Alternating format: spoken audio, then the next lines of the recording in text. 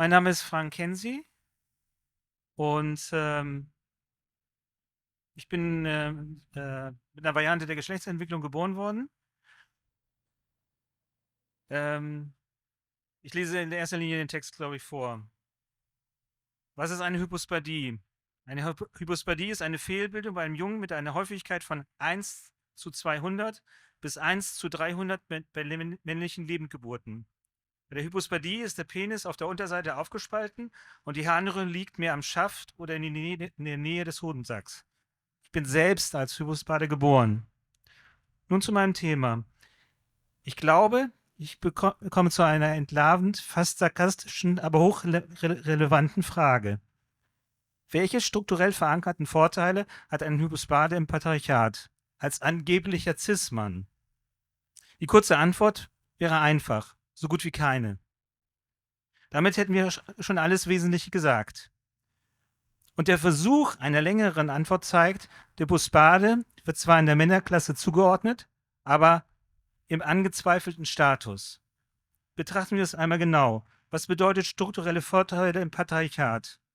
Im klassischen Sinne geht man davon aus, dass Männer im patriarchalischen System als geschlechtsneutral oder normgesetzt werden. Mehr Kontrolle über Ressourcen haben, weniger sexualisiert werden, außer im Machtkontexten, medizinisch unsichtbar bleiben dürfen, weil sie als Standard gelten. Keine Abweichung erklären müssen. Bei uns Hyposparen sieht es anders aus. Wir erfüllen diese Bedingungen nicht. Im Gegenteil. Der Hypospade im Patriarchat ein Paradoxes dazwischen. Strukturelles Privileg, theoretisch, Realität für uns als Hypospaden. Wir gehören zwar zur Gruppe der Männer an, ja, aber der männliche Körper gilt als nicht ganz richtig. Hat Definitionsmacht über den Diskurs. Unsere Realität wird häufig abgesprochen. Wir sind auch unsichtbar. Kann von Männlichkeitsbildern profitieren, nur wenn wir schweigen und uns anpassen, haben wir das Recht dazu.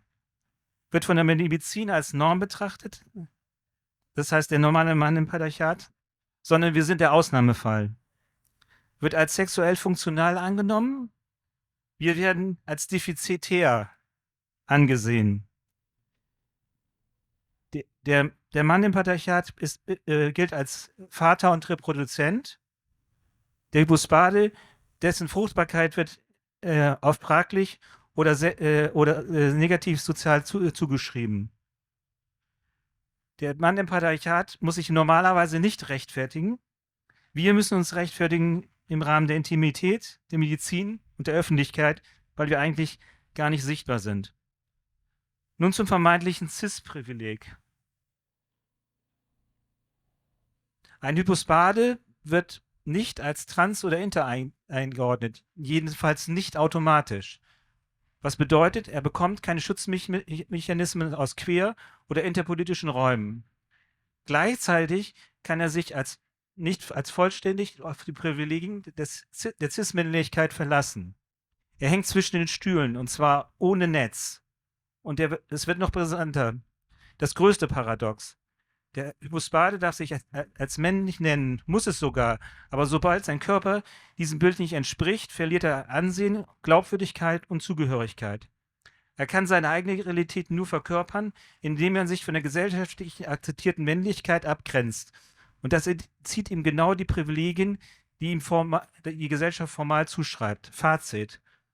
Ein Hypospade hat keine strukturellen Vorteile durch das Patriarchat, sondern wird von den Schwächen des Systems doppelt getroffen.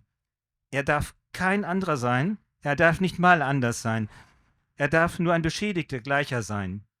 Der Hypospade wird als Cis-Mann behandelt, obwohl sein Leben oft diesen Status nicht bestätigen kann. Er gehört zu den anderen im eigenen, denjenigen, die innerhalb der Kategorie existieren, sie aber unter Spannung setzen. Der Hypospade kann nur als eigene Kategorie existieren. Das ist vielleicht die ehrlichste und der radikalste Ansatz. Hypospadie ist weder cis, noch trans, noch endo, sondern ein eigenes Erfahrungsfeld, das mit asymmetrischer Männlichkeit, medizinischem geformtem Geschlecht und unsichtbarem Ausschluss zu tun hat. Kein Wechsel der Geschlechtsidentität, auch keine Übereinstimmung mit der Norm. Kein eindeutiger Platz in den Geschlechterdebatten, aber eine leiblich-biografische Realität, die sehr viel über unsere Gesellschaft aussagt. Und wo stehen wir Hypospaden in Diskursen über Geschlecht und Identität? Was ist der Unterschied hier zwischen Entschlossenheit und Übergriff?